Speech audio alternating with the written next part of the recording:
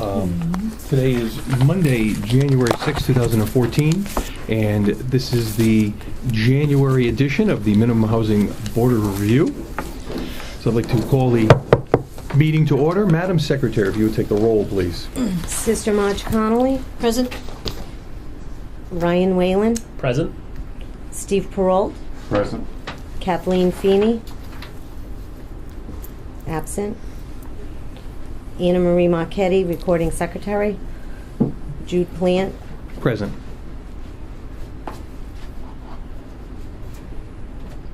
First order of business of tonight's meeting is to review and accept the minutes of the previous meeting from November 18, 2013. Does every member of the board have a copy of the minutes from that meeting? Yes. Have they had a chance to review those minutes to their satisfaction? Yes. Are there any notations, addendums, comments on the minutes from this meeting? No comments. I move to accept the minutes as presented. We have a motion to accept the minutes as presented. Do we have a second? Second. We have a first and a second. Do we have any other motions on the floor? Hearing none, we shall vote on the motion. All those in favor? Aye. Aye. Opposed? So moved. First, Chairman, Yeah. I apologize. certainly. I also would like to make note that Alfred DeCourt is here, who is the building official Okay. in attendance at this meeting. So noted. I just want to make, we have members of the public here tonight, which we don't have here very often. I'd like to ask that all electronic devices are turned off at this time. All cell phones, all pagers, if anybody still uses those. Anybody with... This is a public meeting, I understand, It is. and under the guidelines, public meetings can be covered. Okay, we ask that all electronic devices be turned off. Now, we have asked the opinion of the city solicitor, in this case, our legal counsel. No, that would be, let me tell you, Robert, I can't pronounce his name, Scroy? Scroy. Scroy, thank you. Robert Scroy. Okay, and it is the opinion of Mr. Scroy that there is no right to tape or video tonight's hearing, and that no member of the public is allowed to do so. Did he say why? He did not. I counter that, and I will go to the Attorney General of the town violating my rights. Okay. And furthermore, to the ACLU, Stephen Brown. Okay, and I'm sorry, would you care to identify yourself? I'm Marilyn Sheldon. Okay, Mrs. Sheldon. I've covered many meetings and put them on TV. That's all well and good. I am going by the advice of our legal counsel, and he says that is not to be the case. So are you telling me that you are recording this meeting at this time? I am videoing this meeting. Okay. In that case, that's fine. I'm going to ask you right now, politely, per the counsel of our attorney, that that recording device be turned off. If you do not agree to that, I will call the Warwick Police Department now and advise them that we're not going to be allowed to proceed with our meeting because you're going against advice of our counsel.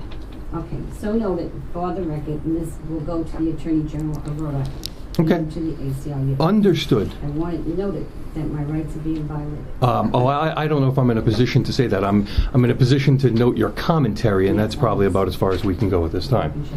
So, so it is your official position that you will not turn off any recording devices? You are shutting it off. But I'm going to litigate. Oh, okay. Oh, that's all well and good. Okay. Well, that's What they just gave you for information is erroneous. and that's fine. There are people far smarter than me that go to law school and take care of these things. So, I think Mr. Everdeen should have all this written down before he comes to meetings like this, and I think I have to check other meetings and see if that okay. happens too. Well, we thank you for your input, Ms. Sheldon, and now if it's okay, we're going to continue our business here with this evening. Okay.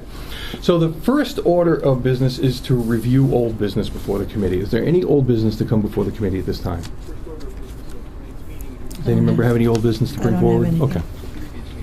Hearing no old business, we shall move on to the next item, which is the order of new business. And our first hearing tonight is Fritz, I hope I'm pronouncing this correctly, Barrionet here this evening. Did I pronounce that correctly? Yeah. Oh, good, thank you. Sir, will you please come forward and have a seat at the table? Thank you. So, Mr. Barry Annette, Yes. you have been cited SBC 6-302-8. I know it sounds real, impressive here, but basically you have some unregistered vehicles on your property. Yes, I used to. Okay, and you're asking for an extension to come into compliance with this ordinance. I think I will be compliant. Okay, how many and months? compliance would be registration, insurance, and inspection, Yes. or removal of the property. What I remove all, it was about 2 or 4 cars were there, but I don't one car that's and that is not registered yet. That's on my car. Okay, That's only one, and Which one? okay, which one would that be? So we have, that's on green Lexus. okay. So I have a silver car, a tan car, and a black SUV, and a green car. So there's That's only one car right now. okay. So there's only one car there now. Yeah. One. Is it any one of these that are listed here? No, that's a green one. The green one. Okay, I'm sorry. So the green one is still on your property. Yes, that's the right. other 3 are gone. Yes. Good. So we're 3/4 of the way to compliance. Excellent. And the green one, right now, you're asking for what, sir? But I would be register the car and put the insurance on it. Mm-hmm. You know, because everything's a little high right now. That's why I asked, a little time, Okay. to get that done. So your goal is to come into compliance. Yes. And you're asking for a time extension in order to come into compliance. Yes. Okay. How much time do you feel you need to insure, register, and have the car inspected so that it meets all the criteria? I think about 4 to 6 weeks. Okay. Members of the committee, do you have any questions of Mr. Barry Annette? Please remember to address it through the chair.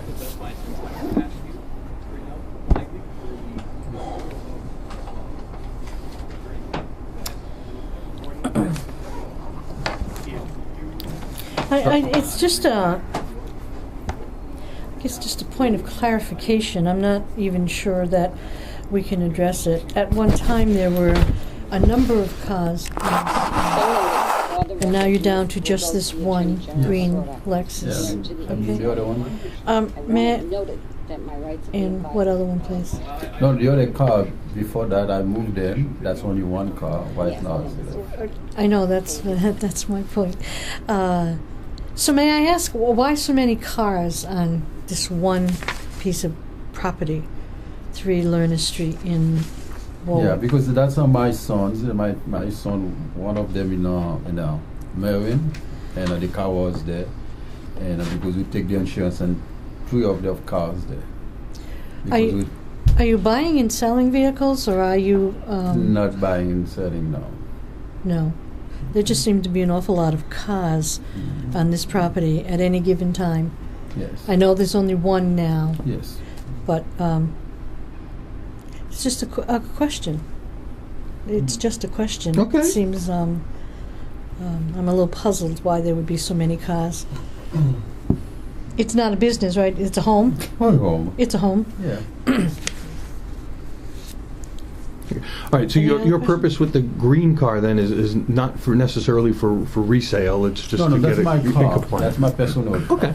Okay, understood. Mhm. Are there any other questions before the board? I'd like to pose a question. Certainly. I was curious to see, why 4 to 6 weeks? It seems like a long time for review, Mm-hmm. for an extension. That's why that long. Okay, Mr. Barry, I don't want to put words in your mouth, but it sounded like you had mentioned things were tight. So is it a monetary situation that you need 30 days for? Yeah, for for to get the car registered with the insurance and everything, Okay. inspection and everything. Okay. Because the car needs some repair, before to pass the inspection, everything needs to be done. Mm-hmm. Understood. Mr. Chairman, Yeah. may I ask a question, please? Certainly. The first inspection was done on 8/6, Mm-hmm. and there were 3 vehicles noted. On 10/2, when they went back out to do an inspection, there were 4 vehicles there. The last inspection on November 26th, when we left actually the letter at the property, it was noted that there were different vehicles there. So it seems, my question would be, why does there seem to be different vehicles? Why do they seem to be different vehicles? Okay. So one of the board members like to pose the same, basically I think it's the same question that Sister Marge asked, which there just seems to be an influx and outgo of different vehicles. So I think the board's concern is that you're not running a business out of that, a legal business out of that location, and that you're not asking for time before the committee in order for you to come up with a way to create a more sellable vehicle and basically at the taxpayer's expense. I think that's what they're.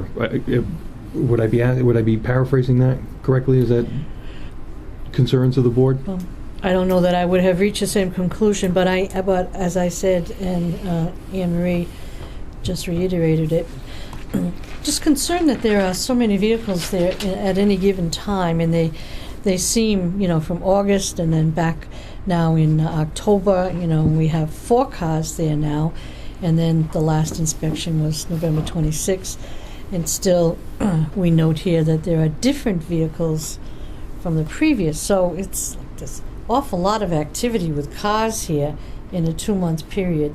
It does pose the curious question of why so many. Mm-hmm.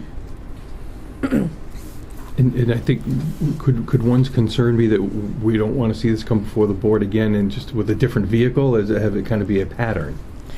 Yeah, different vehicle or vehicles. Vehicles. But the other vehicle will be back to the house because we move them, and until they register, inspected, they will be back. But if they're not going to come back to the house. Yeah, if they're registered and inspected and insured, then they're more than welcome on your property, right? Okay, so are there any other comments or questions from the board? So in cases like this, 6 weeks, I can tell you, is outside the usual parameters for what we would grant in a case like this. But I am more than willing to hear any other motions from a board member for what we should do in this case. Well, I don't want to hog the floor. He originally asked for 4 to 6. We could split the difference with 5. Well, so in the 5 past, weeks, we've that's a standard, month. 30 days. Yeah, the 30 days has pretty much been the max that Yeah. we've gone to in a case like this. Yeah, so 4 I don't know if I weeks see is anything that 4 would 7 to really 28. have to break that. Well, So it certainly that's falls 4 within weeks. the parameters of what he's asking for. Yeah, 4 So to 6. is there a motion on the board for a 4-week extension? I motion for a 4-week extension. Okay. Is there a second to that motion? Second. Okay, there's a motion on the floor for a 4-week extension for Mr. Barrionet to get his affairs in order. Are there any other motions on the floor? Okay, hearing no other motions, we shall close the motions and vote on the motion on the floor. All those in favor of granting Mr. Barrionet a 4-week extension signify by saying aye. Aye. Opposed? So moved. Mr. Barrionet, you have a 4-week extension in order to get your affairs in order and get your car taken care of. I'm done. Before that, I will call Mary. Ms. Marchetti will get you the documentation you need. She'll put it in the mail. Yeah. Yes. Okay. And so basically 4 weeks from this point, and that date, she's checking her calendar. February 3rd. So you have until February 3rd. Here's your receipt for you. Okay. So that's it, Mr. Barrionet. You're done for this evening. All right, thank you very much. You're welcome. Thank God you. bless. Take care, sir. God bless you and Happy New Year. I may ask, is Emery recording me? Somebody documenting me? She is. We have official minutes and it's being recorded this time. So our second person on the agenda this evening is property owned by Mr. Esposito, but it's in trust of Barry and Cindy Cook, who I believe is... I'm Barry Cook. You're Barry Cook? I am, yes. Okay. Good evening, sir. Hi. Okay. I mean, I didn't have a chance to make a copy, but Oh. the copy is fine. Great. Does anyone have an extra pen? Thank you. I don't. I had to borrow on this one. So, Mr. Cook, Yes, sir. we have let's see, 1, 2, 3, 4. Oh, we have 5 sections for you this evening. 6 different violations to cover. Now, I understand you've been in contact with this office. All of these violations, we've had several inspections. And normally we would list these, I would go through a list of violations. I'll do it packet by packet, if you will, okay? We can address one at a time. So basically, at this point, I'll reiterate the violations. And normally people come before the board for a couple of reasons. One, they feel that the violation does not apply to them for some reason. Two, they ask for an extension of time, like this gentleman just did before, saying that I understand that I am in violation, but I can't get it repaired now. I need help, X amount of time. Right. So that's generally the reasons why people come before the board. If you have another reason, we're certainly glad to hear it. But so we'll go through each of the violations, and then you can tell me. We'll take it kind of a roundabout way. You tell me what you're looking for with each of these violations, that either it applies or doesn't apply to you, and if it does, what you're trying to do for a remedy, and then we'll kind of take it in the whole afterwards. Is that fair? Sure. So we take it off in kind of bite-sized chunks. Okay, so the first notice I have is there are 3 violations: SBC 6-305.2, SBC 6-503.4.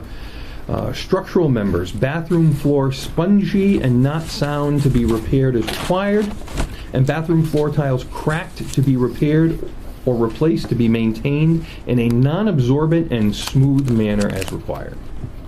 So why don't we handle these 2 violations first? Let me save all you a lot of time. Mm-hmm. Okay.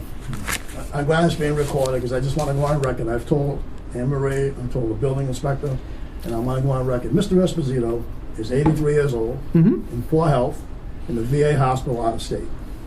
He has no money to make these repairs. Okay. Okay. The money that would ordinarily be put aside for repairs comes out of the rent, which we're not getting. Okay. So he has no assets. He owns nothing but this house.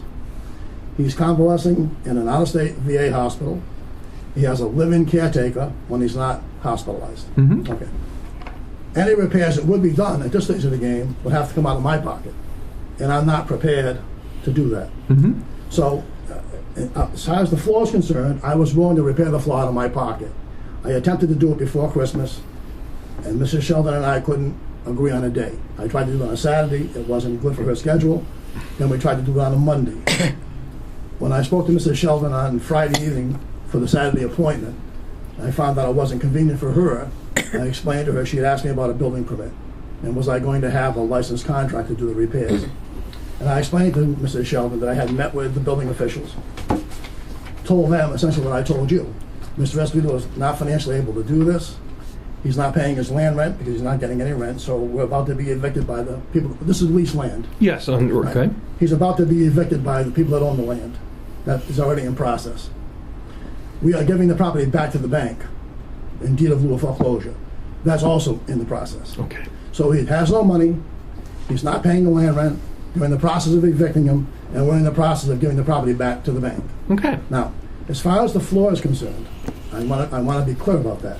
It was my intention to repair the floor. I met with Anne Marie, I think Dave was the gentleman, I've forgotten his name. What was it, Dave? Whoever Dave is, the building official. I pulled the permit, which I'm told now has been rescinded. And that's why the work didn't get on the Monday, by the way, I'm skipping. When we scheduled to do it on Monday, I spoke to Mrs. Sheldon, and I told her on Friday I had the building permit. On Monday, she called and spoke to somebody in the building official's office, said that I wasn't coming with a licensed contractor, and the law requires that I have a licensed contractor to do the work. When I had met with the people in the building office, the way I understood the conversation was that what I was going to do was pull the permit, which I have a copy, here's the permit here. I was going to go, take up the floor, determine, to the best of my knowledge, what was under the floor. Was it structural, or just an overlayment that had to be replaced and then retiled? Anne Marie suggested that if I did that, this is my recollection, it may be different than, I'm not putting words in Anne Marie's mouth, This is what I recall. Anne Marie suggested to me that any work that I did might be a good idea to call and arrange an inspection before I closed it up or went any further. So what my intention was to go there on the Saturday or the Monday with my helper, take up the floor, take photographs of it, call the building office and say, I've taken up the floor, can somebody come out, look at it and tell me if can I close it, put down a new floor and be done? Or is there something below it that requires a licensed contractor to do the work. Now, had that gone the way I planned it, somebody came out and said, no, Mr. Cook, you can't go any further. You've taken it up, but we don't believe it's safe Underwood. So you cannot fix it yourself. You gotta bring a licensed contractor in. Now that weekend, I had a licensed contractor who would have come with me on that Monday, as it worked out, would have been Monday. He'd have come with me. He'd have been there, I'd have taken the floor. I don't want to pay for labor. I can take a floor up. I can't necessarily put it back down, but I can take it up. So I was going to have my contractor with me, get his opinion as to what was there, then call the building official and say, okay, can you come out? When can you come out? Have my licensed contractor there with me, those guys, ladies, talk, develop a plan of action, and go ahead and repair the floor and close it up. That's all that I'm prepared to do. I just want to be clear that if he had the resources, if we were getting rent, that'd be one thing. But because we're not paying the rent, we're going to be evicted. The bank's taking the property back and due to foreclosure, he cannot make these repairs. Okay. Period. End of the story. Now, having said that, I do want to say one other thing. One of the items that we haven't got to, and I'm trying to save you a lot of time with this, is about the need to do something with the ground. It was suggested that a platform could be built to go over the roots and so forth. Okay. When I met with Dave and Anne Marie, I mentioned to them that when the last tenant was there, I had a fieldstone walkway, partial. Then the tenant put down gravel, because when it rains, it gets wet. So he put down gravel. When Mrs. Sheldon moved in, she had the gravel taken up and put into a plastic container, which, I'm sorry Dave's not here, but Dave said to me, he saw that and wondered where the gravel came, I have pictures, where the gravel came from. It came from the walkway. The fieldstones are piled up alongside the house that I had laid down. So I don't think Mr. Esposito is being treated fairly with this by the tenant. Okay. And we're not prepared to go any further than what I've explained. The bathroom floor, beyond that, whatever has to happen, has to happen. You'll probably be dealing with the bank, because we're not going to own it much longer. Okay, so that was going to be my question for you. Do you have approximate dates for both the land foreclosure and the bank They taking called me over? from Spring Green today, and unfortunately, I dropped my phone and smashed it, so I wasn't able to call them back. Spring Green Corporation is the company that owns the land. That's correct. Right. Spring Green Corporation, LLC, or something along those lines. Yeah. They're the landlords, they own the land. Mm-hmm. I have given them the name of the bank, the account number of Mr. Esposito. They have all that information. The last thing I knew was that she was writing to the bank, explaining to them that Mr. Esposito was no longer paying the land rent, and she expected them to pay the land rent. Where she got with that, I don't know. Okay. So the house itself will be going back to the bank, right? To use That's your correct, yes. Your terminology.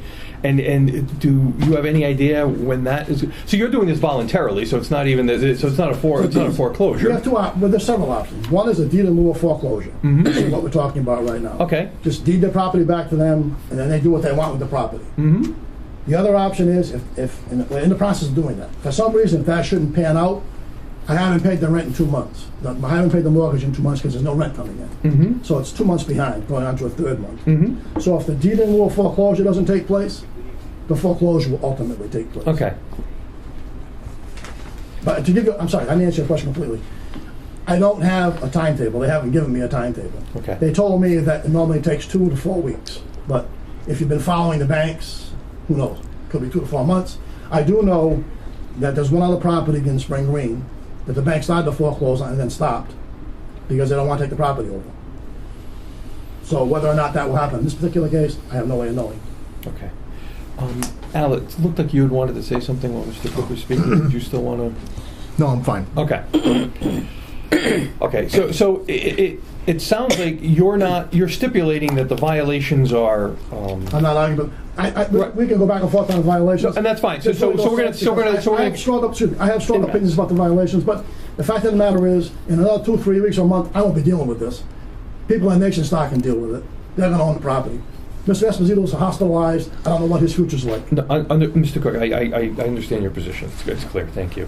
So basically, you stipulate that the violations. That you're not arguing that the violations are. I could pick a you, but I'm not going to. Got it. Okay. So for the sake of this proceeding, you're going to stipulate that the violations are. Yeah, with what I said earlier about as far as the landscaping is concerned, where it was suggested I build a platform, I don't think that's fair based on the facts. But I'm not going to do it anyway. But since the gravel was there, since the flagstones were there, and the tenant removed them, I don't know if that's a problem with me anymore. It seems to me that if I go over there and do something and she takes it back down, you're gonna call me back and do it again? I do it again, she takes it back down, I go back again? No, it's not gonna happen. Okay. So, in that case, if you stipulate that the violations are valid, and in your mind that you're not prepared financially or otherwise to go forward with a remedy. I would fix the bathroom floor. I want to be clear about that. Mm-hmm. It was my intent to fix the bathroom floor. Okay. It's still my intent. All right. Now Al, the bathroom floor. Go ahead. You want to speak to that? Yes, I'd just like to ask a question. You had mentioned, Mr. Cook, that you had a registered contractor with you. No, he would have come with me on a Saturday, but then we got moved to Monday. Okay. He wasn't available. All I ask is that for his contractor's name and registration number I to put got on the that. permit, and we can move forward. Yeah, I got it for you. Okay, that's why I rescinded the permit and put it on hold until, and I agree with you, you can go in and do demolition work. It Right. doesn't take a registered contractor to do Right. that. And we're more than willing to view the property to see to what give you a needs to plan be of done. action. Right, and if it needs, structural issues need to be taken care of, then your registered contractor can do that. That's fine. Right. All right. So I'm going to ask the inspector a question, Al. In your opinion, if the bathroom is taken care of quickly, immediately, is the property habitable as is? There are a couple other minor things that need to be taken care of. Okay. But the major issue is the bathroom. Okay. Okay. So as far as habitability is concerned, right, where you'd feel secure letting somebody live there, there's the bathroom floor, and are any of these other items on that must-do list now? I would take care of the hole in under the sink, the kitchen sink. What happened was they over-drilled for the drain line, so there's an annulus that's wider than the pipe, and that just needs to have a couple of pieces of plywood cut out and put 2 half moons put together and glued down, screwed down, and we're done with that. And which section is that on? And the outside window, but that's already taken care of, though. It's got a board in it. I'm sorry, Al, you said the kitchen? That was It was in the sink? kitchen underneath, not because it rocks, because that just may need to have the nuts underneath the faucet tightened. Might be as simple as that.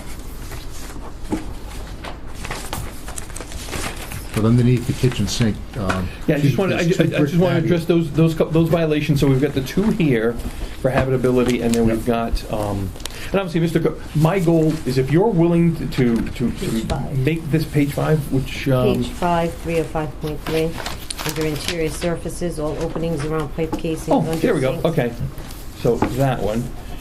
Now, does that need a licensed contractor, Al? No, okay. the bathroom door, and the privacy issue, it's a louvered door, which really just needs to have a piece of luan applied to the back of it. Is that the violation immediately below the kitchen one that's 304.15? Which violation is? Oh, bathroom door is 503.1 Right, on page 4. Got it. right, Okay. right. All right. So that one you feel needs to be taken care of. Okay, and no contractor required. Right. Okay. Like I said, a lot of this is not the rear step from the deck. I mean, we can put a guard over that, and they can walk around the other side where it is compliant. You know, that's a temporary fix until the weather gets better. There's a lot of things that can be done. Okay. So Mr. Cook, my goal is to, because you've shown willingness to make enough repair to make the property habitable for a person. That we want to get you to that point where you can, or at least give you the means that we can give you to perform those repairs. Okay, so and then we'll address the other one. So that's kind of the tack I'm taking. So if you'll work with us for a couple of minutes here, we'll get you to, we want to try to get you to that point. So we have the bathroom on page, the first 2 violations on page 1. We have the bathroom door, which does not require a contractor, and then we have the kitchen half moon holes, I'll call them, on page 5, 4th violation down, 305.3. Does not need a licensed contractor. And in your opinion, Al, if those are taken care of, the home would be considered habitable, correct? Correct. Okay. So violation, now let's look for violations that can't be addressed now for weather. Are there any exterior violations on here that, and that because of the exterior coating moratorium that we can't address now? Is there anything on here? You want to just go quickly through each and every one so we can identify them as we go through? Sure, if you want to go one by one, I'm going to do it real quick. Yeah. So next page I have starts with roots and holes, which Mr. Cook addressed by saying that the materials are there on the property, they were just removed. Well, again, my recollection of the meeting that I had was Anne Marie was present and Dave was present. Mm-hmm. What I recall Dave saying was something to the effect, and I don't want to put words in his mouth, but something to the effect, Mr. Cook, are you saying that the gravel and fieldstones were down and that your tenant removed them? Yes. He then said, it doesn't seem to me, and I'm paraphrasing again, something to the effect of, it's not really your problem now. And that's why I said to you earlier, if I go back there the next day it's dry, put the gravel back down, the fieldstone back down, and I come back 2 days later and it's moved again, you can't expect me to keep going back, putting gravel down and putting the fieldstone down. So from my perspective, I don't intend to do that because I know what's going to happen. When I go back the next time, it'll be moved again. And I'm just not going to deal with it. I'm not going to build a platform for lack of money. Nothing to do with willpower. Mm-hmm. If Mr. Esposito was here, in good health, and had the money, he's an 83-year-old Army veteran, honorable person, Understood. he would do it. I understand that, Mr. Cook. So, and in a case where if this is indeed the case, if there is a case where a tenant is altering corrections made by the property owner, what can the property owner do in that Would have to take legal. circumstance? So that would then be a legal action between the property owner and the tenant. Got it. So as it stands right now, that crushed stone and that field stone is not where in this roots and holes walkway. So that needs to be repaired, correct? What it is, it's a very large maple where the roots are exposed on top of the grade. Mm-hmm. And so there is some unevenness walking over it. I didn't realize that Dave had addressed this earlier. Well, again, Dave's not here, so I know I'm being that. very careful not to put words in his No, mouth. I understand. So, and again, like Anne Marie said, it becomes more of a civil matter between landlord and tenant. But on our end, Well, it becomes a civil matter if he makes a repair and then the repair goes away, right? Right. But as far as us asking him to come into compliance, it's our right too. right? But as far as asking him to come into compliance, is the stone, the crushed stone and field stone that he had mentioned? Is there a way that you see that fitting in where it could be in compliance? I guess so. Are you talking about building up that area? Probably just replacing what's been taken out. No, I understand that, but with that then raised area, if you have stumps now with a walkway, I'm kind of picturing this, right? Because I've been on the property. So you have the ground, and then you have these maple roots that are sticking up. Right. Okay. So crushed gravel would then raise. You would raise the ground level so that it's even with the roots, and then there would no longer be any bumps. You'd have a raised path. See, here's the issue. Beyond that, Mrs. Sheldon she's required to use a walker when she walks.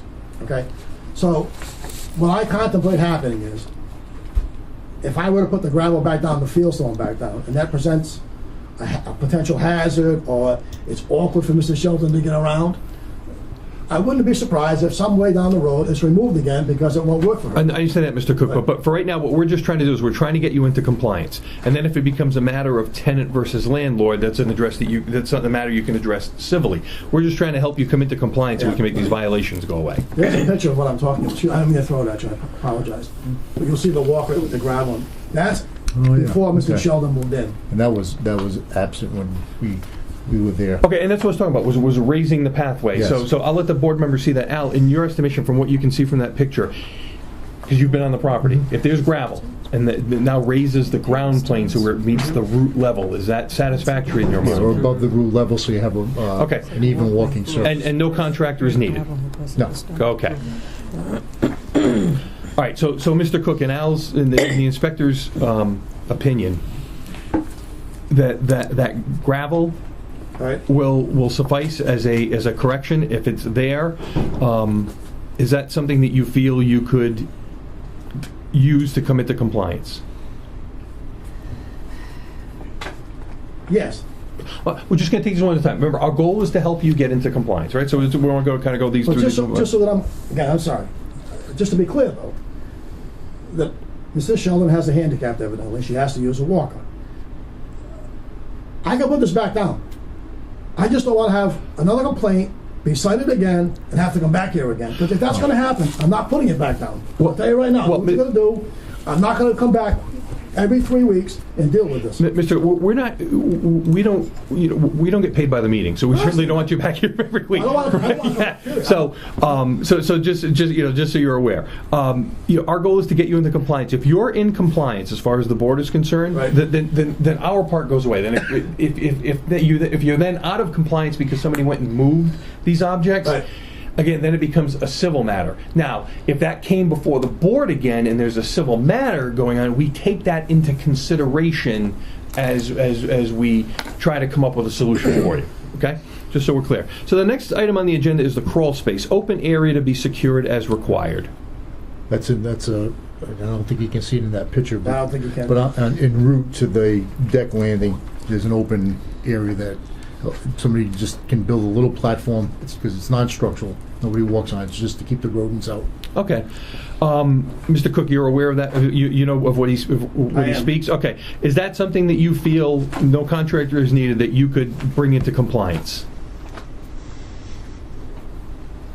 Most of what's on here, I could make into compliance. Okay. The question is in my mind, we're not going to own the property much longer. Mm-hmm. He doesn't have any money, and I'm not spending any more of my money, because for the months that I haven't been paid rent, there's nothing to do with Mrs. Sheldon. But the prior tenant cost me $5,000. Okay. I'm done. No, I understand, Mr. Cook, and I get your frustration. We're trying to get there. So our goal tonight is to come up with a plan to get you into compliance, I understand. and that will buy you time. What you do at that time is completely up to you. I understand. So if you use that time to come into compliance, wonderful. If you use that time to work on your foreclosure proceedings, right, and you don't come into compliance, then this goes to the next step. So there's a couple of paths we can go here. We can either go, it doesn't look like you want to come into compliance at anything and just issue you straight to court, which I don't like to do, because that's not the kind of guy that I am. I want to try to help you, come up with something. Or we come up with a plan that puts together a time frame to help you get into compliance, and at the end of that time frame, whatever you do at that time, right, then it's. Do you understand where I'm going with this? Okay, so that's our goal, because we want to create a property that's habitable, that passes inspection, that basically makes everybody happy. So that's our goal here tonight. Just so you know. So in your estimation, that crawl space, is that something that you feel that you could handle that repair? I'm capable of handling the repair, yes. Okay. So what we're going to do first is we're going to review all the violations, and then we're going to ask you what you feel a time frame is to get all of these repaired. As you saw with the gentleman prior, right? We ask your opinion. What do you think, now that you have this list in front of you, what do you think has to happen time-wise for you to make these happen, right? And then we take it, based on precedent, your personal situation, and we kind of come up with a number that we hope makes everybody happy. Right. So that's where we are right now. So the third one is the bathroom faucet and under sink leaking to be repaired and replaced as required. That's a handyman project. Okay. It could be as simple as tightening the compression nut underneath where the joints are. It just needs somebody to go in and take a look at it and determine. That's not our job. Mm-hmm. So it sounds bathroom faucet and under sink leak. So it could be anything as simple as tightening of a nut to replacing of a faucet. Or it could be a washer. It could be right. anything. Right. But it could be something very minute to replacing a faucet, which is, as I like to say, even I could handle that, right? So we're still in kind of dummy zone. Good. Okay. So replacing the faucet. So, Mr. Cook, is that a repair that you feel that you could handle? I'm capable of doing it. Thank you. Next one is toilet leaking at seal to be repaired or replaced as required. That will be corrected once the floor is taken care of. Right. So okay. So we're gonna. Oh, okay. So that'll kind of go along for the ride. Kitchen faucet to be repaired or replaced as required. There's a leak there. What I was told was that the faucet itself, when it sits on the back of the sink, is a little bit loose, and the water gets underneath and dribbles down, because I put the water on, let it run, and see any leaks underneath. Again, it could be as simple as just loosening the nuts, picking up, putting some pipe putty underneath, putting it back down and screwing the nuts back down, or a bead of silicone, or it could be just tightening the nuts so it doesn't wobble anymore. Okay, so no contractor needed. No. Mr. Cook, do you feel that's a repair that you can? I'm capable. Okay, wonderful. We're just rolling along here. Okay, let's go to page 3, folks. storm door to be repaired or replaced as required. That's exactly right. Okay. It's in tough shape. It's in tough shape. So there's going to be is the storm door necessary? Yes. Okay. Yep. So there has to be a storm door there. So, Mr. Cook, do you know the door to which he's referring? I do. Okay. So this would be a repair or replace. Are you capable of doing either as a homeowner? I'm trying. I want to be as honest with you as I possibly can. If it's going to require money out of my pocket, I don't intend to do it. Okay. Okay, so you know the door. I do. Okay. Is it something that you feel you could repair as a handyman homeowner? Let me say this. I'm in a very peculiar situation, which I don't want to get into tonight. I have been maintaining that property to some degree or another, lack of, or basically doing everything I could, since December of 2003. Okay. I have had to rent the property on numerous occasions because, as I said, the position my uncle's in. Having said all that, I lived in this house for 3 years with that storm door, with that deck, with that yard, with the leak in the faucet. I am in a. I would. Excuse me. I just want But Mr. Cook, I'm not going to replace the door. I'm not going to repair it. Okay. I'm not going to replace it. So again, I'm going to iterate this for the last time. I'm trying to help you come into compliance, and I think I've given you several opportunities for you to voice your frustration. Correct. As far as we're concerned, or at least I'll tell you, as far as I'm concerned, and since I speak for the board, it's going to be we. I don't need any more explanation as far as that's concerned. Now just to answer what you just said real quick, and then hopefully we move on. Is that there's a big difference between how you choose, or any person chooses to live, and what the minimum requirements are to rent that property to somebody else. So what could meet your standards as living in your own property aren't the same standards as that have to be met in order to rent it out to someone. As long as this is being recorded, if I had a reasonable tenant. But I don't want to that's getting into personalities, and we really don't want to do that. So I'm not here. Well, let me conclude the meeting by saying this. Then I don't intend to take any money out of my pocket. I'm not replacing the storm door. I'm not going to do anything that costs me money because it's not my property. My uncle can't afford it. Doesn't have the money. Lives in a nursing home out of state. Understood. So if there's anything else on this list that you're going to expect me to put money out of my pocket, I'm not doing it. So whatever course of action you folks have to take, I guess that's where it's going to come. Okay. So in my opinion, board members, if we have a property owner or property manager that does not seem willing to partake in the process, the only point we have really is just to refer him right to court.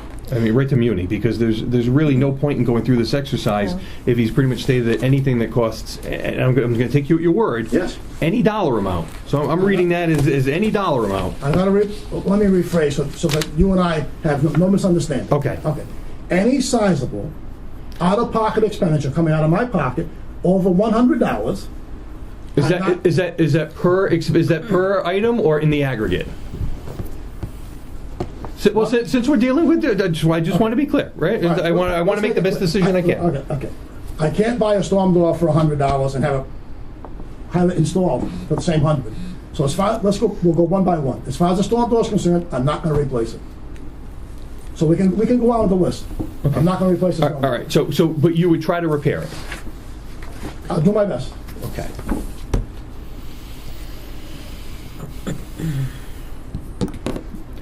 Okay, so now we come to the exterior sunroom door. Lock to be changed as required by code. Al, what's with the lock on the... There's a deadbolt with the key lock on the inside. It has to be a thumb latch. Okay. So that's obviously a replacement. There's some money there. I'm not a frequent shopper, but it doesn't sound like that is a huge expenditure to me, Mr. Cook. Is that a replacement that you feel you'd be able to make? Okay, thank you. So I'm gonna make a note. Okay, so Al, there's a kind of a general blanket here. Receptacles required per code, 2 per room. That was specific in the bedroom. We only noticed one outlet in the room. For clarification purposes, I had a discussion with Anne Marie, pardon me, and I can show anybody who wants to see it. If you recall, there were 2 fluorescent lights in the closet, Right. which I'm going to take down if I ever get back into the house. The plug for those fluorescents is above the built-in bureau on the closet wall. Oh, okay. So if I'm facing the closet, it's to the left. To the left, on top of the built-in bureau. Okay, there's that's two- why we didn't see There's it. 2 Okay. plugs, one outlet, 2 plugs. Okay, so you basically feel that you're in compliance now? If it's required, Okay. I have We 2 can outlets. verify. Right. So that's the notation we're going to make is that we believe the homeowner is in compliance and it's subject to reinspection. Sure. Okay. Right. See, we're just rattling these off. Next one is the closet light to be replaced or removed to meet I'll take code them right out. requirements. It'll be my pleasure. That's a plug-in fluorescent box Okay. light that you would put on the kitchen Great. sink. Okay. Yeah. So, I'm sorry. Yes. No, Mrs. I Lawrence? just said, I'm just concurring. Oh, okay. All right. So homeowner to remove, subject to reinspection. Excellent. I see a note on here, Madam Secretary. Work to be done by Rhode Island licensed contractors and permits obtained as required. Contact building department. Does that from the sounds of the discussion we had earlier, that line does not pertain to any of the 4 violations listed above? No, that is put on there simply. All right, I just wanted to make sure since we're going For down this by whatever list. under Excellent. building code it's required. for. Okay, let's go to the next page, the one that starts with the bathroom door. We've addressed that. No contractor required. Al feels that's something that has to be done immediately. Next one, roof shingles to be replaced as needed, curling and worn. Right. Okay. The roof is not leaking. Doesn't leak. Okay. No. So Al, so from an exterior vantage point, you looked and saw that there might be some shingles that look like they need repeating. He's saying that there's no leak on the inside of the property. In that case, are we talking subject to reinspection? Subject to reinspection. For compliance, okay. Subject to reinspection for compliance. Okay, next item is thermostat wire exposed on outside of living room wall to be corrected and made to code, covered and secured. That's on the, I wouldn't call it the living room because it's basically like a studio apartment. Mhm. It's on the living room wall. The thermostat wire is exposed. It runs along the top of the baseboard and up the side of the casing, and then just takes a little over to the. And that because it's not a metal armored cable, it needs to be protected. Even though Okay. it's low voltage, it still needs to be protected. So, either wire mold would work, a simple another casing over it, just to Okay. cover it so it's protected. Okay, so Mr. Cook, you heard the inspector's Right. suggestions, certainly within your wheelhouse or abilities to correct? Yes. Okay. Rear step from deck into yard, not to code. It's too high to be made code compliant. All the rises are different heights, so they're all supposed to be a uniform height, all within the total run, not more than 3/8 of an inch out of height. Can I ask a question? Sure. Do I have to have a back stair? If I close that opening in, do I have to have a back stair? No. So I can put a board across that opening. You could guard it properly, and then the front entrance can be used. So I don't have to have a rear step. No, nothing says you have to have a set of stairs off a back deck off a house. But if you build it, you have to build it to code. All right, so Mr. Cook, on this conversation, it sounds like that's something that you feel that you could bring into compliance? Yes. Okay.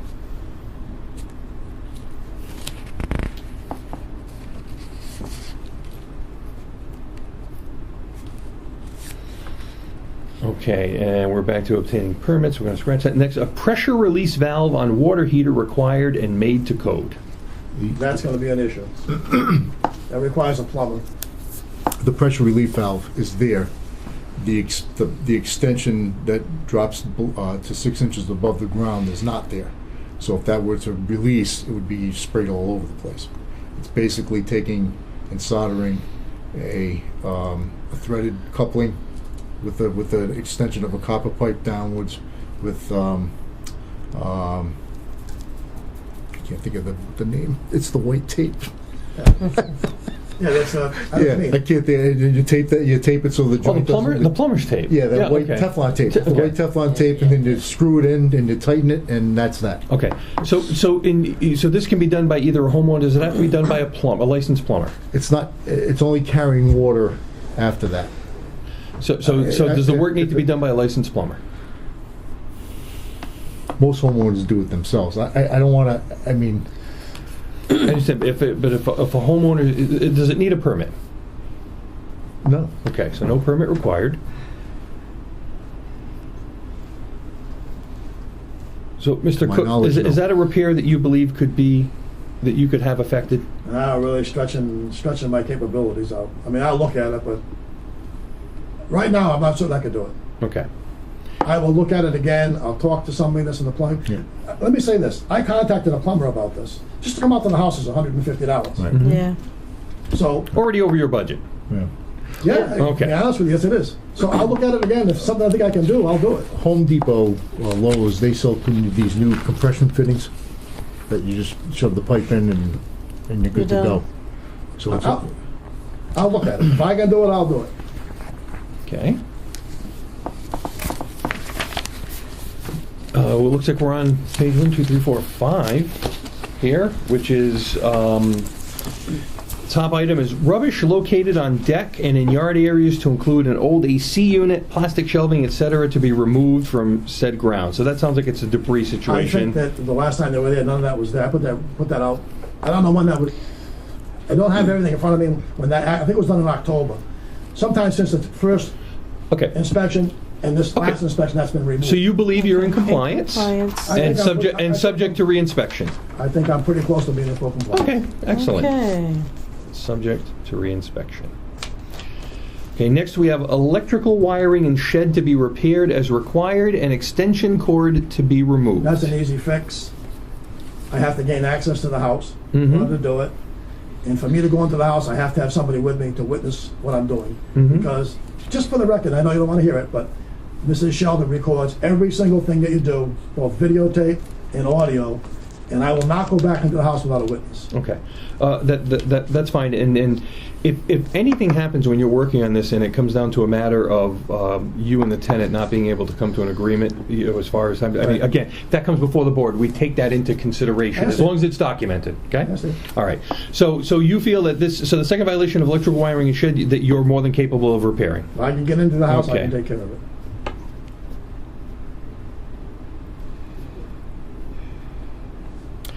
All missing outlet covers to be replaced as required. So we're just talking the plastic outlet covers out? Mhm. Okay. Can we be specific as to where that is? That one was before I entered the property.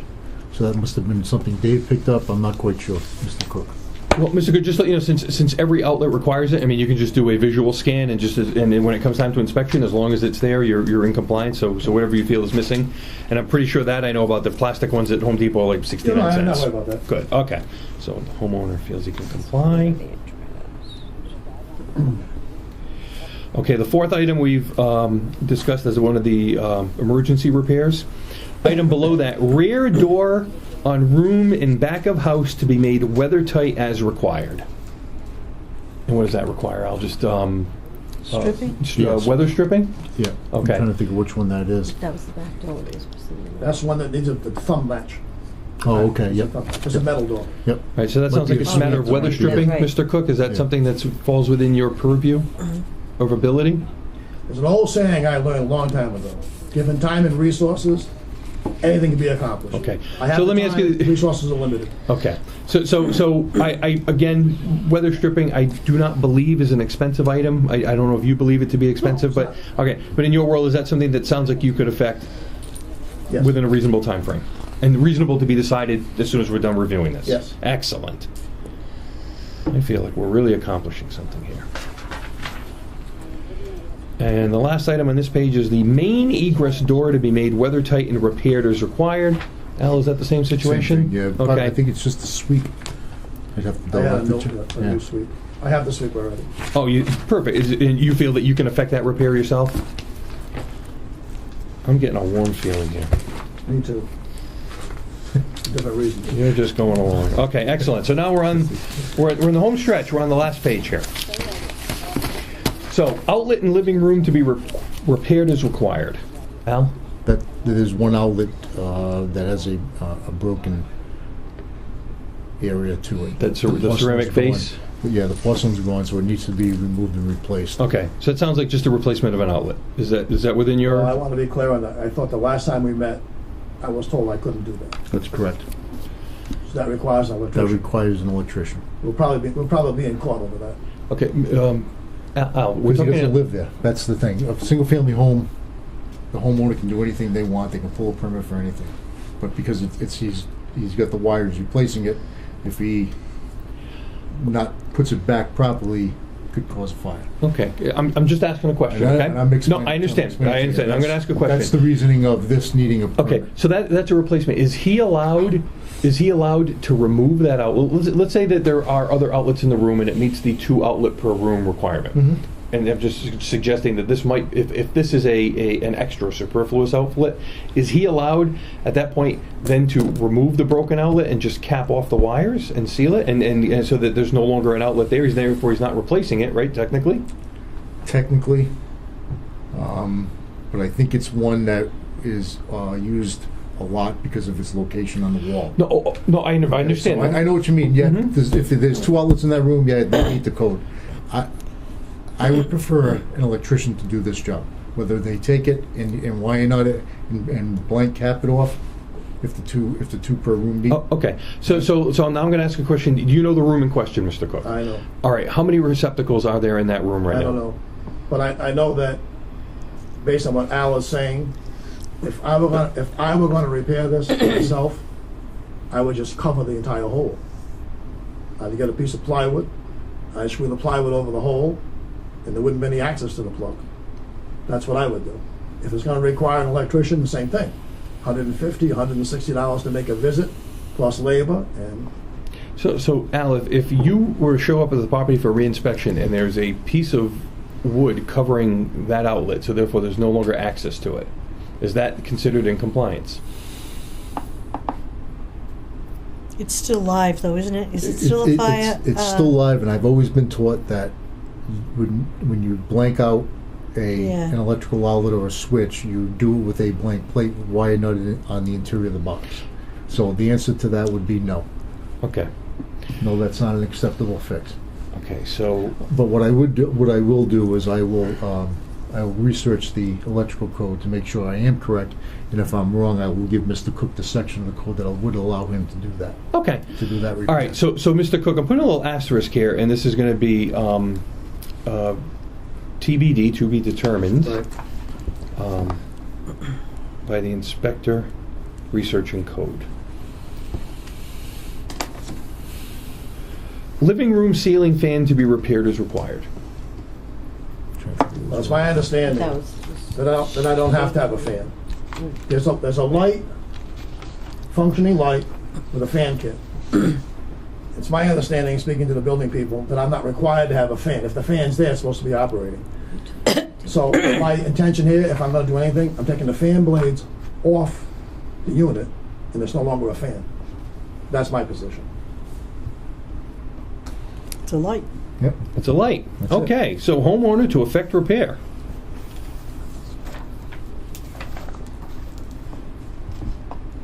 Okay. Doorknob missing on steel. Pardon me, I already bought the doorknob. Excellent. So your intention is to make that repair. Yes. Okay. Window in room off back of the house to be repaired as required. Right now, that window's boarded. Whether or not it meets building inspector's requirements, I don't know, but right now that window is boarded. So it sounds like it's subject to inspection. Al, is boarding that window, if it's done correctly, an appropriate fix? It's boarded on the inside, it's the outside, and it's a triple track, and the bottom half of the triple track is askew. So it may be as simple as just putting it back in, and I think it's cracked too. I think the window is cracked, which is a code violation. Okay, but it sounds like Mr. Cook is saying that You he have to would board it from both sides. You have to board it from both sides. Okay, Mr. Cook, having heard that, is that so so one of the possible repairs is boarding it from both sides. Another possible repair is putting the window back on its track and replacing a cracked pane. So you've got a couple of possible solutions. In your mind, is at least one of those solutions something that you think you could affect? All I'm willing to do is board it. Okay, no, I understand that, but one of those One of the two solutions is acceptable. is acceptable, and you're so you feel that you can affect that repair. Yes. Okay. So now we're on the last item here, which is the shed needs repair as required, corner boards and fascia. Okay. So we have rotted wood, unpainted wood. What do we have there? We have missing corner boards because the sheathing is exposed at the corners, and the fascia has some rot to it. Okay. So it sounds like the fascia needs to be repaired if there's rot, Yes. and the corner boards sound like they have to be put in place. Well, cut the tails off and put a new fascia board on. Okay. Or cut the tails off and put a new fascia board up. Fascia. I have no idea what cut the tails means, but You know, sounds how reasonable. the fascia board is away from the edge of the shingles on the thing. That's all rotted. So above the door. yeah, above the door. There. And fascia board 1x6, 1x8 Whatever covers works. it. Okay, so basically we're Whatever's talking a piece of acceptable. lumber the length of the shed, Right. 1 by by something, something, yeah. right? It needs to be put up there. Does that sound like it's something that you believe you could affect, Mister? I'm capable of doing that. All righty.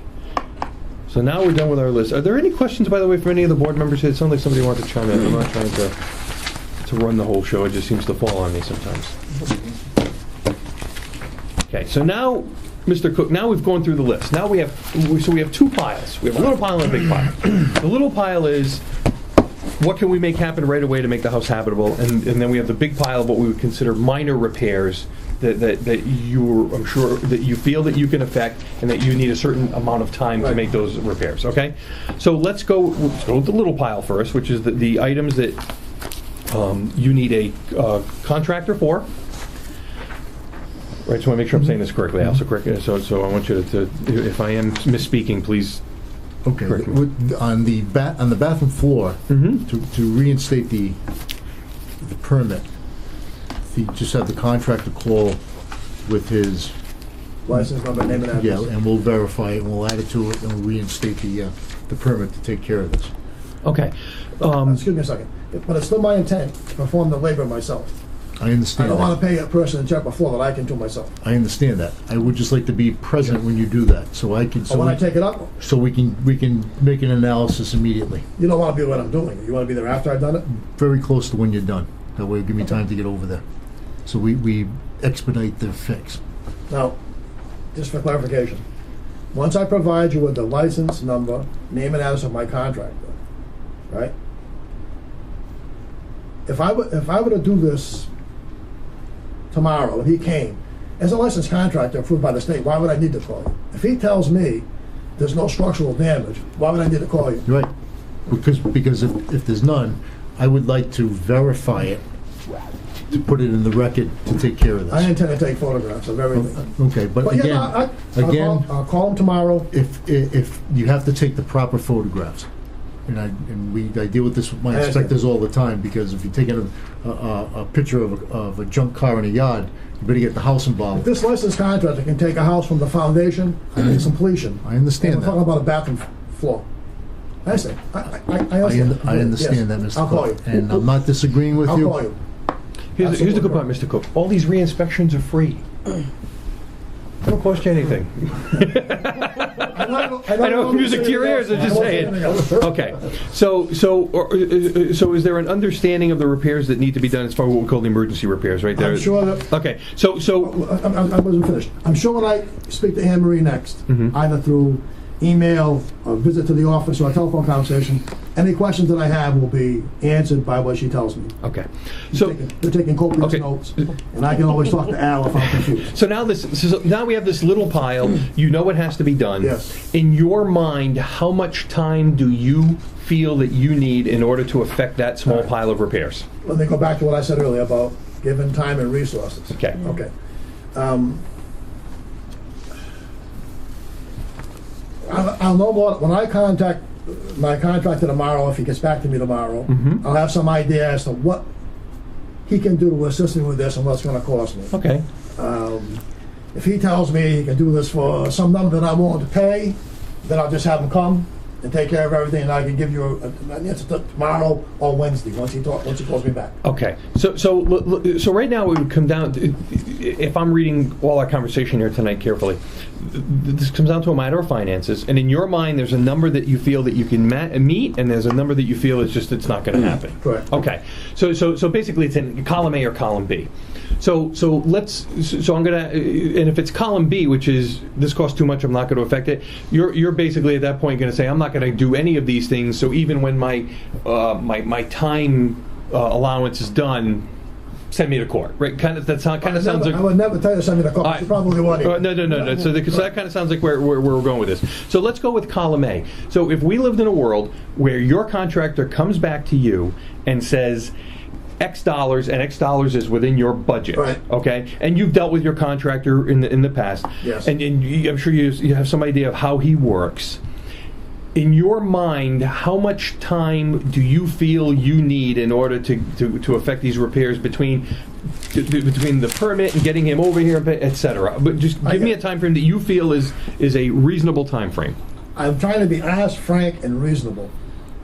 This is small potatoes for this licensed contractor. Mm-hmm. So he's going to have to fit me in, I'm sure, between jobs. Mm-hmm. Yeah. So, I know you say 4 weeks. I know you say 4 weeks is your norm. Well, no. I don't know if 4 weeks will work. Well, Mr. Cook, that was 4 weeks for an automobile inspection and compliance. So that's not necessarily. It's not one size fits all. 4 weeks does not fit everything. So all I'm going to ask you to do is don't pay attention to that conversation. I ask again my question. In your mind, how long do you feel it would take you to effect these repairs?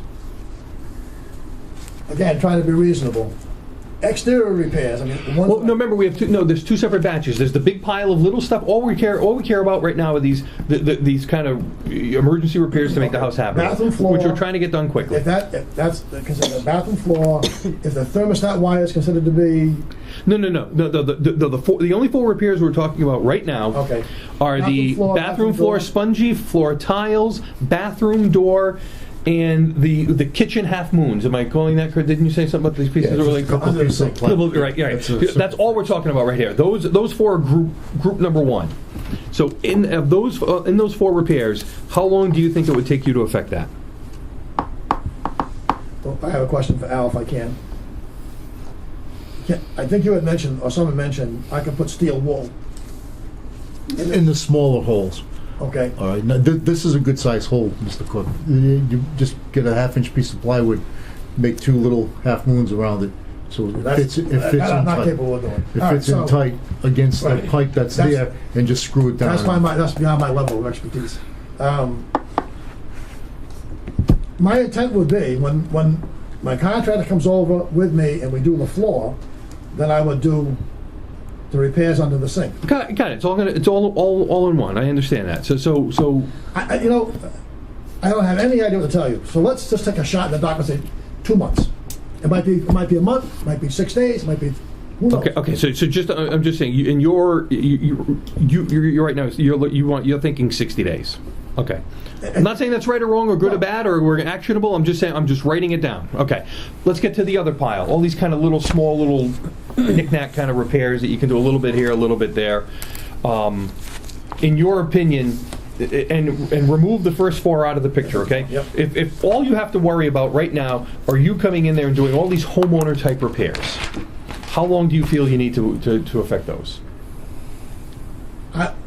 If it came down that I had 60 days, what I'm willing to do and can do will be done within that time frame. So if I'm understanding you correctly, you feel that all of these repairs, both the rush repairs and the kind of the smaller repairs, you feel that within 60 days you feel you could come into compliance on everything. Right. Okay. All right. So now we have a time frame to work. Just to be clear though, on the bathroom fix on the floor and the leaky toilet, it would have been done by now, except for the fact that the permit was rescinded and I asked for a hearing. But my intent would have been around Christmas, that time frame around Christmas, it would have been done. So that might be done tomorrow. soon as I get my contractor over there, I'll fix the floor. No, I understand that. It could be anywhere between tomorrow and Yes. X, and X is Correct. 60. I understand. I'm just trying to get a feel from you as far as what you feel I understand. you're comfortable with as far as getting it repaired. I understand. So it looks like we've got 60 days. All right, now that I've done all this talking and we've kind of put this into neat little piles, does anybody on the board have any questions for Mr. Cook, the caretaker of this property?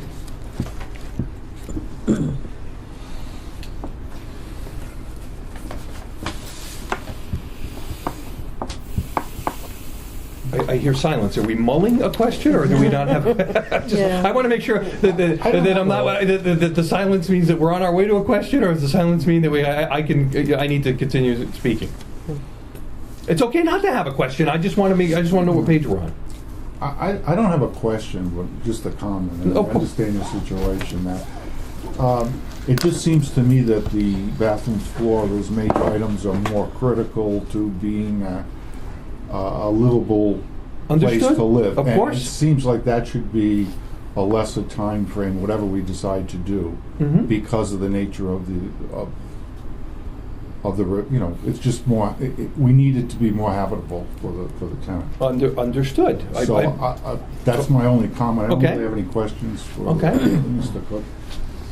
Okay, but Steve, also, I heard Mr. Cook say that that situation, the bathroom floor, etc., situation, it was his intention to have that all resolved over this Christmas break. So I don't think that, well, Mr. Cook can answer for himself. I think it is his intention to do that almost immediately, or certainly as soon as he can have his contractor do it. So I don't think Mr. Cook is looking for the window of 60 days to do that. No, I'm not. No. I just want to be frank. It's going to depend on when he can come and do it. I understand. Right. And the rest of the repairs that Mr. Cook feels he's quite a handyman, I'll have to ask him for his card before he leaves. I'm not that handy. I'm willing to tackle it. But the other thing, and I may be out of order here, Mr. You're Chair. never out of order, I sister. can be. So let me just pose this question, and if you say, no, this board is not dealing with that issue, then I'll respect your decision, okay? I'm very sensitive to the fact that I heard over and over again, okay, that although Mr. Cook is willing to do all of these, for lack of a better word, handyman repairs, thank you very much, handyman repairs, he also will not, he needs to be permitted to go into the house. We all heard him say that, Mhm. okay? So, and he's not going to go in if he's going to be, he said that. If I'll leave. If I'm going to be videotaped or audio taped, I'll leave. So, shouldn't he, as a property maintenance person or DPA of the property or DPOA of the property, have the ultimate right to go into his property? Why does a tenant supersede his? It's his property. It's not the tenant's property. I mean, I've been a tenant for a long time, and I could never do anything to the property without first gaining permission from the owner, and that included putting in a little kind of stone front walkway to my front door. That was done with permission. So I'm a little puzzled as to how, tenants' rights can supersede property owners' rights. These things need to be done, but not to go in with the threat of being video. That's, to me, that's harassment. But I might be out of order. If I am, just say so. No, not. I don't think you're out of order. We're trying to come to a solution, and you're saying that there are property owners that want to effect remedy, and aren't being cooperated with by tenants. That's kind of a general statement. That's kind of a general Right. statement, but You're I right. think I'm not the only one that heard that. Correct? Did No, you- no, I- But haven't we always taken that into consideration, that if a homeowner and it's not, especially with interior repairs, right? That they're given a time frame and the tenant hasn't allowed them access to the property, then it's not like they get sent directly to Muni court, Right, because that's right. because that's taken into consideration. Now, in a case like that, we ask for proof. We ask for witnesses. We ask for copies of phone records, things where, if especially, and that's why cell phones are great because they record every number. I have everything. So if you call a tenant and you've called 6 times and you can show that there's no return, call back, then that works in the system. That works in someone's favor, especially before this board, as far as leniency and extra time. If someone goes to a property with a witness and they only want to do exterior repairs and they're not allowed access to the property, okay, again with a witness that there's now proof, if you will, at least in the board's eyes, that the homeowner has tried to effect repairs and he's not being allowed to. He would then have to take that matter that's a civil matter. civilly. Yeah. But as this goes before a magistrate, and they know the law much better than we do, I have to believe that they take that into consideration as they are dealing with the violations. If you can't effect remedy, if you can't remedy a violation, how can you be held accountable if you're not given the means to effect remedy? So okay, so are we all clear? Are we all clear on that? You clear on that, Yes. Mr. Okay. Cook? So so that's my opinion. Does that help you in your decision-making process? Yes, and I guess I just wanted it to be out on the table here and part of the record, if you will, so that this board understands that. Okay. Okay. Are there any other questions or comments coming up before the board? So far for discussion, we have one by a member that says that 60 days might be too lenient. There's 2 piles, and we may want to address them separately. And then we have another member that addressed the fact about the homeowner being given access to his property. So now I'm going to ask the building official, in his eyes, in his professional recommendation, you've seen that we have 2 piles of work now. And in your professional recommendation, what do you feel is an adequate amount of time? What would the city be happy with as far as affecting repairs for pile A, which is the bathroom floor, and then the stuff that we feel needs to be done quicker, and then pile B, which is, I hesitate to use the word cosmetic, but some of the smaller, sundry, minor violations. So can I get your professional opinion onto pile A and pile B? If the biggest variable here is getting the tenant and Mr. Cook together to get this task done. That could, if I lock the door and tell you, because I don't know if I'm right or wrong by saying this, but my understanding is 24 hours notice is required. That you're going to make the phone call, and then you've got to. Every state may be different, but my understanding is 24 hours. Could be 48, could be 60. Let's not look at the tenant landlord. Well, you're asking me to put a time frame on. I am, but I'm asking. Let's live in a perfect world. Perfect world. Perfect world where everybody's happy and everybody wants to play nice together. In your world, knowing the homeowner situation, knowing what the amount of distress at the property, and distress has different levels. So knowing the amount of distress, and then knowing what the landlord has for restrictions, if you will. In a perfect world, how many days would you like to see this done in? In a perfect world, to take care of all of this, where there's no Mr. Murphy showing up or anything like that, 2 weeks. Okay, so in your professional opinion, 14 days for pile 1, which is the emergency. Oh no, for the entire, both piles. For the entire. Oh really? Oh yes. Oh okay. You're talking perfect world. Perfect world. Everything cooperates. The stars align. There's no rot in the floorboards. All that kind of stuff. The other stuff, the little piddly stuff, can be done in a couple of days. Right, but a couple of. Mr. Cook, let me ask you this: Do you have any other work besides this? I mean, do you work a regular job, 9 to 5, or how much time do you have during the week to effect repairs? I work 3 days a week. Okay. Me, and then I work 1 day a week with my wife. Okay, so you work. So basically, most people work a 5-day week. You work a 4-day week. Days. Okay, so I would take that myself into consideration, at least as far as pile B is concerned, which are the kind of ticky-tacky things. Okay, that we'd be asking somebody to. So 14 days. If he gets 3 days off, we should give him at least 1 day off for good behavior. I'm not looking at kind of stretching this out. So that's why I kind of looked at it as 2 different piles. Okay. So having said that, it's the inspector's professional opinion that he would like to see the emergency repairs done in 14 days. Let me correct you. Immediately. Immediately. As soon as the tenant and Mr. Cook can get inside with his contractor, it needs to happen fast track. No, I understood, but we're trying to come up with a time, where Right, and contractors' consideration and safety is involved. Is any of this unsafe or short-term immediately unsafe? How about if we phrase it that way? The floor is soft. Okay. It's between the joists. It's almost like somebody at one time took the heel and jammed it through the plywood. It's soft there, and there's some rocking of the toilet. Okay. So it needs immediate attention to repair these things. Okay. So I see. I absolutely see your point on that. So again, we're back to two piles, right? We've got pile A and pile B. Stuff that needs to be done right away. Stuff that can be kind of stretched out. Do any members of the board have any opinions as to how we should date the two different violations? Steve, you had mentioned that there should be we should look at this two different ways. Do you have any opinions on how we should date pile 1 and pile 2? It's tough not knowing the contractor's Understood. schedule, but I don't know. A few weeks for the 2 or 3 weeks, maybe 2 to 4 weeks in that range for the immediate is something I'm thinking of.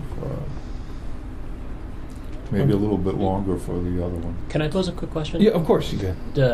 How long will those repairs take for the floor to do by a contractor? Again, it depends on the severity of what we find underneath. Absolutely, yeah. It could be as simple as lifting everything up, and like I said, Find out more. The floor joists are fine. It's just a matter of putting new sheathing down and putting new waxing on and putting sticky tiles back. And how long would that take, do you think? That should probably take a couple of days. Couple days. Yeah. Okay. And then if we're talking joists, we're talking structural. Right. And from the sounds of the conversation we've been having for the past hour or so, anything to that degree of structural sounds like that becomes off the I don't have the money table. for it. I don't have the money for it. Understood. Understood. I would like to again address Mr. Cook, and what's your input, please, sir, on your timeline? Okay, the immediate, we've talked Right. about that. We know about the floor. You're going to contact your contractor, and that's going to be done very soon. The rest of the things that you so laboriously responded to, given your work schedule and your time, what's reasonable for you? I think that's a fair question. Well, let me tell you what my schedule is. I work each weekend from 2:30 in the morning, Saturday and Sunday, till 4 o'clock on Saturday and Sunday.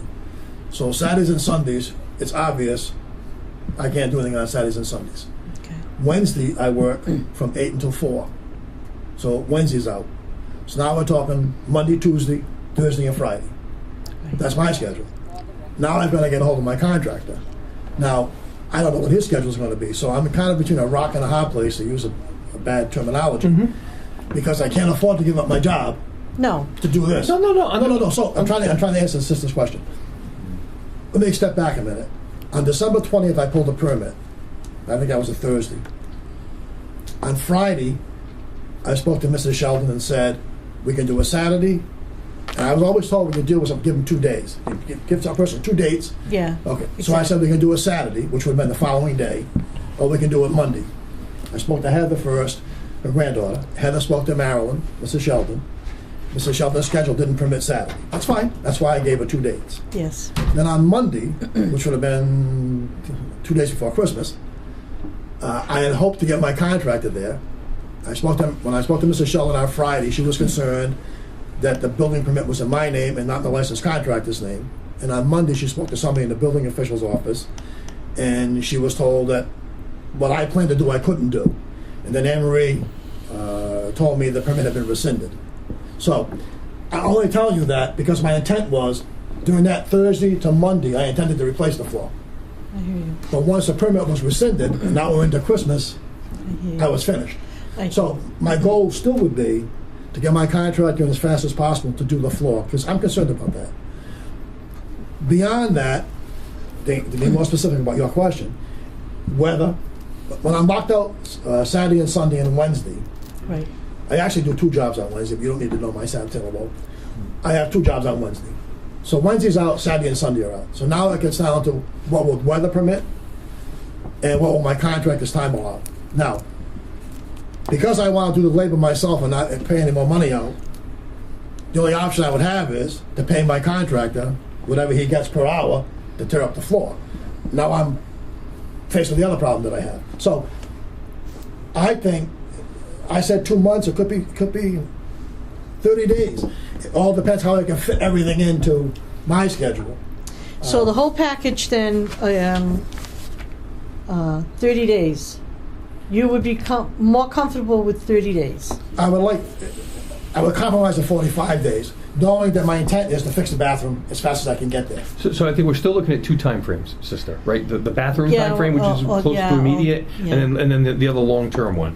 So right, but as he just said, the first thing he wants to address is the bathroom. Right, it right. necessitates, the contractor and him, so that's two people's schedules that they have to go, and then of course it's dependent on the tenant and for her to allow accessibility. So we really have three things going on here, and to say that it could be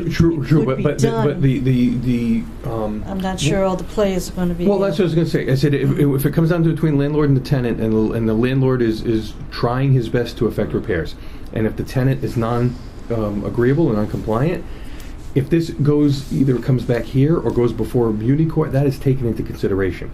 So I think we need to live in a world of, if everybody's playing together and playing nice, how many days do we feel he should be able to get this done? And then if there are extenuating circumstances, those are taken into account if that time frame isn't met. Yeah. Okay. How does the board feel about this, with all due respect to our illustrious building inspector?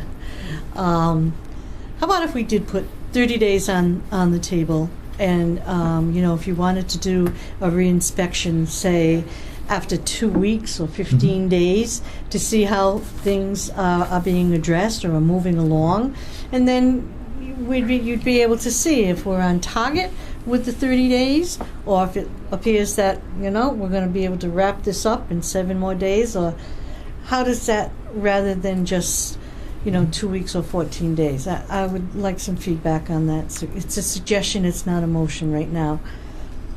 While Mr. Cook is waiting for the contractor, he has the opportunity to correct a lot of these little things. That is correct. I'm So sure he's aware of that. Yes, Yeah. and I don't have a problem with the 30, 45 days, just as long as progress is being made. Okay. It's a time frame, and like I said, if all the stars aligned, he could have this done in 2 weeks. He could have it done in 10 days.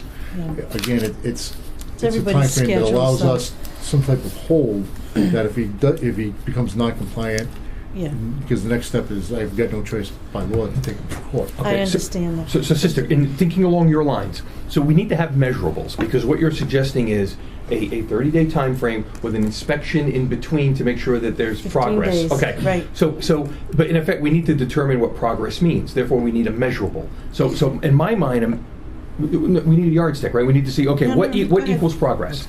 So in my world, I'm sitting here looking and thinking simply, we take the number of we'll call them non-critical violations, okay? And at ballpark, I'm looking at 5, 10, 14, 18, looks like somewhere around 2022, okay? And we draw a number and we say, okay, 10 of these need to be met at a reinspection on or about the 15-day mark, right? Which would pretty much put it in Monday or Tuesday, 2 weeks from now. That's in addition to the floor, Mr. Cook.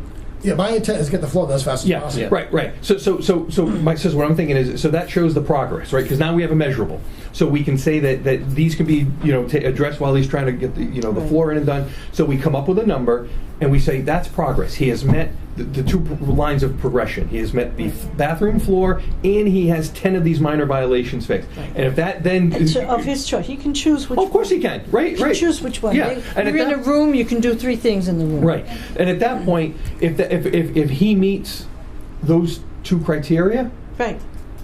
Al says, you know what? You now have the rest of your 16 days or your 30-day 15 total, days or right? whatever. In order to affect the rest of the repairs. If Al goes in and the bathroom floor is not done, and the only thing that the homeowner has done is board up a window, then we know there's no progress being made, and at that point, all bets are off, right? The 30 days, would be rescinded, and then we would refer him to Muni.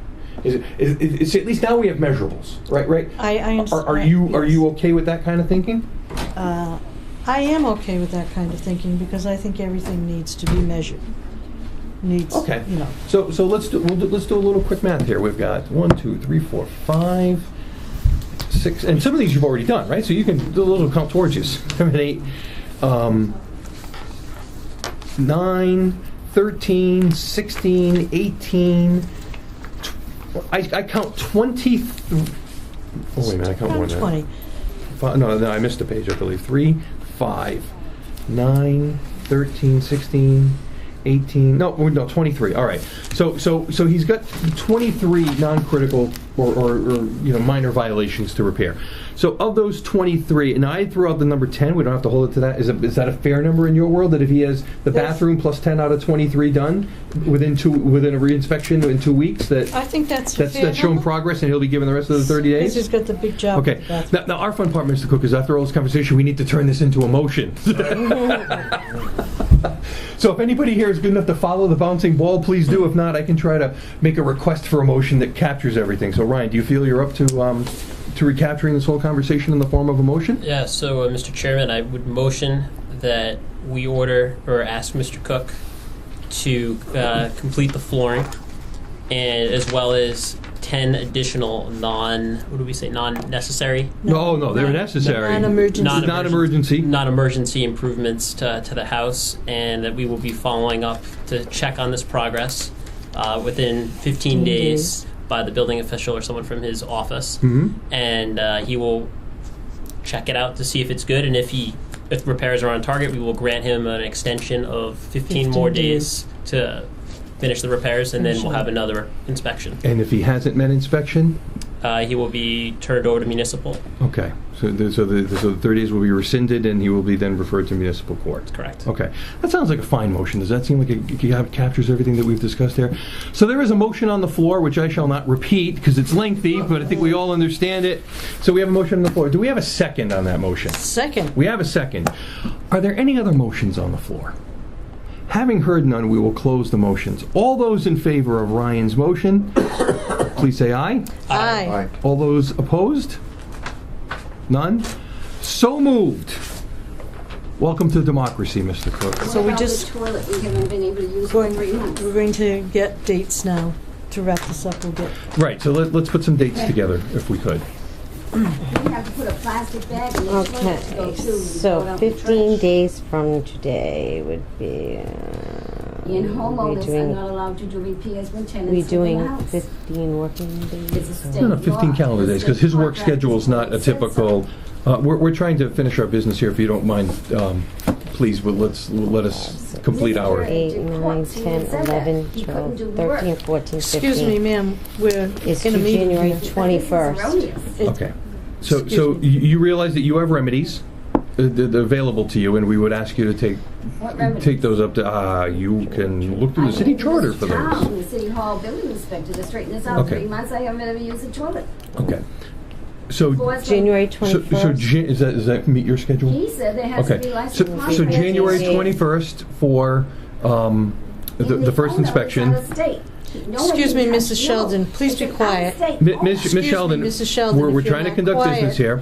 So, I'm sorry, sister, your pipes are better than mine. You go right I'm ahead. very sorry. I've completely lost track of the date. So January 21 January 21st is for the reinspection? is 15 days. Yeah, Right, okay. I know. The Attorney General's office is still doing this. And, contractors. okay, and then after that, And then- I mean, if Right, progress so after, has- right. So you want the other 15 days after that just Yeah. to be? This Okay. is, I can't So go 15 days from there would be 1, 2, 3, 4, 5, 6, 7, 8, 9, 10, 11, 12, 13, 14, 15 would be February 5th. And what day of the week is that? That is on a Wednesday. Oh, good. Okay. So the 21st is on a Tuesday. The 21st is on a Tuesday. No, I just want to make yeah? sure that you're conducting business on that day. Yeah. Okay. The insurance. February company 5th, says did you that say? And Wednesday. Wednesday, February 5th. Yeah? For the house. The newspaper. Okay. will listen to you. We'll take Your it. Mr. Cook, your schedule. I believe I heard you say you work on Wednesdays. I work 2 jobs on Wednesday, and I work the weekend from 2:30 in the morning till 4 in the afternoon. Okay, so taking Mr. Cook's, considering this is the secondary phase and the repairs aren't necessary, would the board would anybody have a problem amending the motion to read February 6th, a Thursday, instead of February 5th? Would you like to? So moved. So, okay. Second? Second. Perfect. Can somebody just tell me, is the bathroom gonna be done by the contractor or by the contractor and the power of attorney person here, Mr. Cook? Because Mr. Ford said it has to be a licensed registered contractor. You've been here for the entire meeting and you've heard us discuss it. Yes. If you would like to review the minutes of the meeting when they're available, you are more than welcome to do that in order to. And I want a copy of the tape. That is beyond my control. You will have to address that with the office. Okay. So that's where we are. So the motion, the dates that come up are Tuesday, January 21st, and then Thursday, February 6th. So all this information will be sent to you via U.S. mail, and I'm sure you'll have numerous conversations with the office before then. So I will talk, yes, I'm gonna call the contractor, not tonight, Okay. because I'm not up to it tonight, but I'll call him tomorrow. Okay. I'll get some feedback from him, I'll get a hold of Anne Marie, and she can guide me from that point forward. If it's a simple matter as Al, I don't wanna call him now, I can't think of his last name, but if it's a simple matter, and I shouldn't call you by your first name. Oh, either, that's but fine. If it's just a matter of giving the name, address, and license number, and then the permit's not rescinded any longer, then it's just a matter of when he can get out there with me, and we'll get it done. I want to get the bathroom done. I want to be clear. It would have been done by now. I want to get the bathroom done. understood. We understand that. All right. So we've heard both meetings. Is there any other new business to come before the board this evening? Yes, Mr. Chairman, I Oh. would like to make reference that I did have to leave the meeting for a moment. I would like to state that I had to pick up my daughter at 8, and I know that I would not make it, so my phone call was that I had to make arrangements for a ride for her, and I would just like to make the board aware of that. Well, thank you very much. Everything, Board apologizes for the lengthy meeting.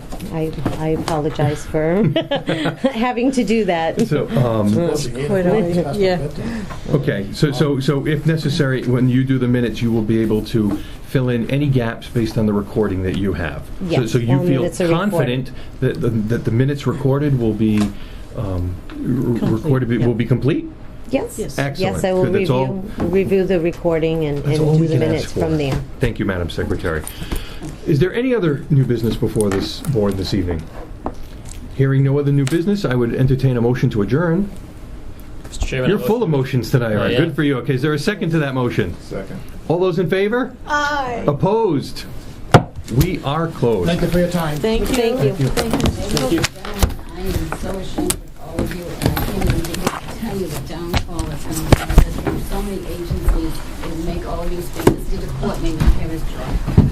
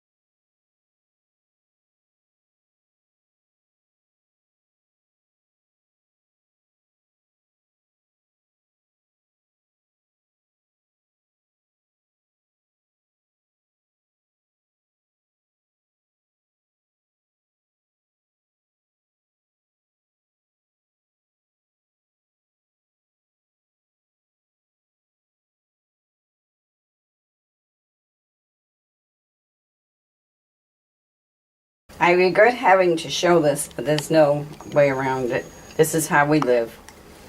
You see there's a bag, and when you have solids, you have to go in the toilet here, and the solids go in the bag. And then you have to pick up the seat, you take the bag, and then you have to tie the bag. And then outside here there's a barrel, and I drop it in the barrel. And now if you can put the camera down here on the toilet again. Now we'll flush it to show you just how this is not operating. See, it has, the pipes are jammed with toilet paper. It's a cesspool 200 gallons. It's not operating. It can't flush down. And then eventually, yeah, the urine is still in there. But you'll see here how the toilet moves. The toilet moves all around. If you see it that way, and this way, then it moves that way. It's unbelievable. Look at how it moves. Oh boy. So, as you see, there's no seal on this toilet, and the floor isn't level. And if you pull that carpet back, see, there's the carpet.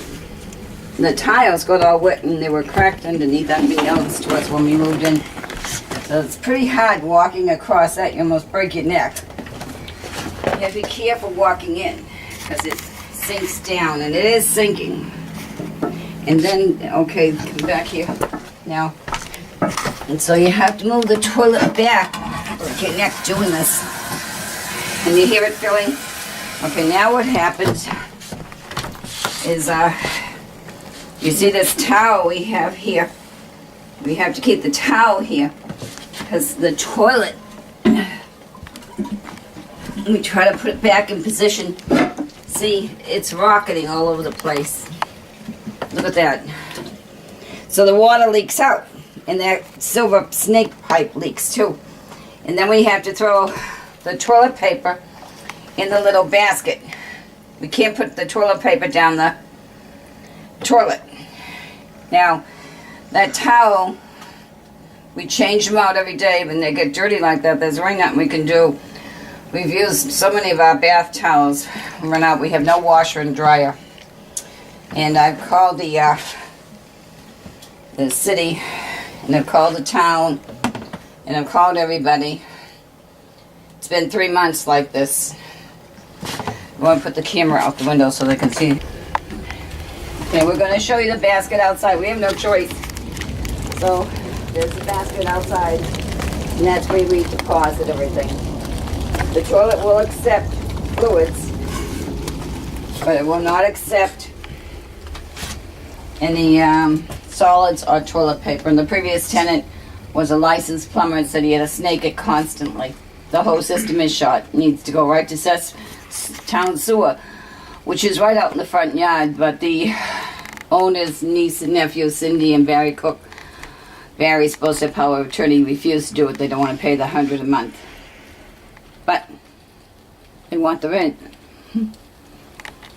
Okay, I have toilet paper in it because I wasn't sure you could see that it won't accept toilet paper. So here we go. Now she can overflow. See? Okay, now, as disgusting as this is, I have to go in. And I have to get it and grab it out of there. I have no gloves. I'm run out of gloves. I have to pick up more. But if I don't get that out of there, then it will have no water any which way, and I won't get the urine down there at all. Okay.